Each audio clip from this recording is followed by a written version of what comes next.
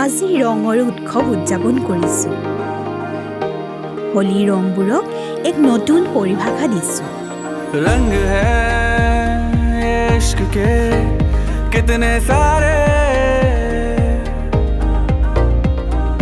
कौन से है धागे किसने बांधे,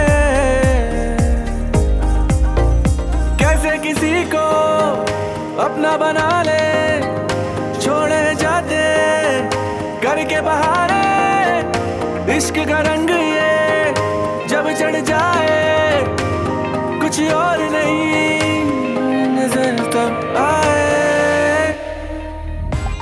ৰঙা ৰঙা মানে আৱেগিক হৃদয় আৰু স্নেহৰ পৰশ।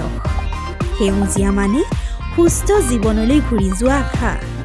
হালধীয়া মানে সহানুভূতি, যিয়ে ৰোগ দুখৰ আন্ধাৰকো তল পেলায়।